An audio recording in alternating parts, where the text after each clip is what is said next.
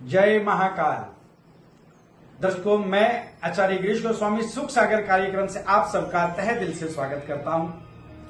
दर्शकों, आज एक विषय है और मैं बड़ा दुखी हूं इस विषय से। बहुत सारे लोग जो आकर के मुझे बार बार एक ही प्रश्न करते हैं, आचार्य जी ग्रह क्लेश समाप्त नहीं हो रहा, ग्रह क्लेश का निवारण करेंगे आज। ग्रह क्लेश क्यों होता है, इसका क्या निवारण है और क्या इसका समाधान हमारी जन्म कुंडली में है? बिल्कुल है। ग्रह क्लेश है क्या, पहले तो यह समझ। ग्रह क्लेश का अर्थ है कि आपके घर में धन की बरकत का ना होना, धन का अभाव होना, एक बात। दूसरी बात, वैचारिक मतभेदता। अगर आपके घर में आप 4 सदस्य हैं, 6 सदस्य हैं, तो आप लोगों में वैचारिक मतभेदता है, दूसरा कारण। तीसरा कारण, एक दूसरे के प्रति लॉयल ना होना, वफादार ना होना, यह तीसरा कारण है। और चौथा कारण, घर में अगर कोई एक भी व्यसनी व्यक्ति है, जिसे किसी भी प्रकार का व्यसन है, तो यह भी एक मूल कारण हो सकता है। और एक अन्य कारण, अगर आपके घर का जो आमदनी का रास्ता है, मतलब आमदनी आय का जो मार्ग है, वो आपका प्रशस्त नहीं है, सही नहीं है, आमदनी इनकम आपकी अच्छी नहीं है, तो भी आपके घर में ग्रह क्लेश बना रहेगा। और एक और कारण इसमें शामिल होता है कि घर में अगर रोग 1 से 2-3 व्यक्तियों को बार बार जकड़ते रहते हैं, तो उनके स्वभाव में चिड़चिड़ापन आ जाता है। इसके कारण भी आपके घर में ग्रह क्लेश बना रहेगा।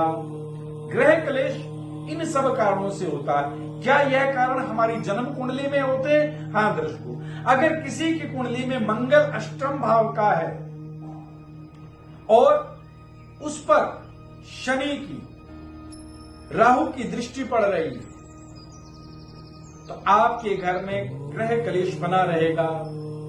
राहु सप्तम भाव का हो या अष्टम भाव का हो, और उस राहु पर शनि की और मंगल की दृष्टि पड़ रही है, तो भी आपके घर से ग्रह क्लेश समाप्त नहीं होगा। शुक्र आपकी कुंडली में सप्तम भाव पर हो और उस पर किसी तरह से भी मंगल की या केतु की दृष्टि पड़ रही है और वह शुक्र कमजोर है, तो भी आपके घर रोगों के कारण या स्वभाव, पत्नी के स्वभाव के कारण ग्रह क्लेश रहेगा।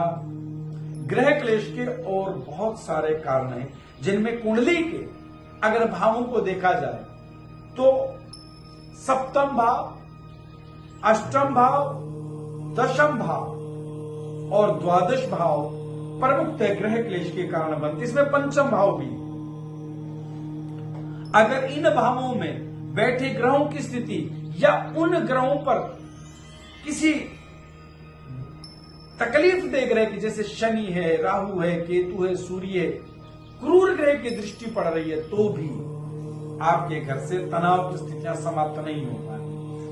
मंगल नीच राशि का अगर आपकी कुंडली में है, तो रोगों के कारण भी और वैचारिक मतभेदता के कारण भी। गुरु नीच राशि का है, तो वैचारिक मतभेदता के कारण, मानसिक तनाव के कारण आपके घर ग्रह क्लेश बना रहेगा।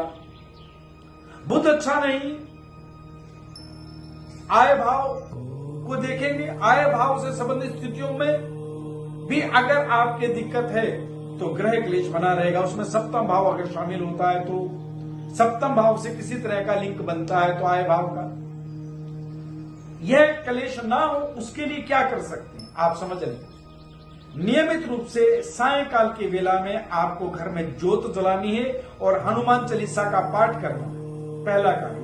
नियमित रूप से प्रातः काल की वेला में घर में आपको धूप दीप करके घर में गंगा जल और गुलाब जल का छींटा दे करके गायत्री मंत्र का जाप करना चाहिए। किसी भी कारण से अगर आपके घर में ग्रह क्लेश है, तो समाप्त होगा। हर गुरुवार सायंकाल की वेला में गूगल और लोबान, गाय के उपले पर, गाय के उपले को सुलगा करके अगर आप धूनी देते हैं, तो भी आपके घर से कलह समाप्त होगा। आपके घर में किसी का किया कराया अगर होने की संभावना, उसके कारण भी अगर ग्रह क्लेश बनता है, तो आपको घर में जब पोछा लगाया जा रहा है, उस पोछे में 1 मुट्ठी सेंधा नमक अगर डाल दिया जाता है, तो भी आपके घर में शांति होने लगती है। घर का पूर्व उत्तर दिशा का कोना सदैव महकता रहे, साफ रहे, आपके घर में ग्रह क्लेश समाप्त होने लगेगा। आपके घर की छत पे कोई कबाड़, पुरानी लकड़ियां, कोई कूड़ा करकट, भारी वजन घर की छत पे ना हो। अगर है तो इसे हटा दीजिएगा, साफ कर दीजिएगा, तो भी आपके घर से ग्रह क्लेश समाप्त होने लगेगा। और अंतिम सायंकाल की वेला में जब सूर्य अस्त हो रहा हो, उस समय आप घर में गूगल लोबान की धूप जला करके, ज्योत जला करके किसी भी इष्ट की आरती करते हैं तो आपके घर से धीरे धीरे तनाव समाप्त होने लगता है। जय महाकाल।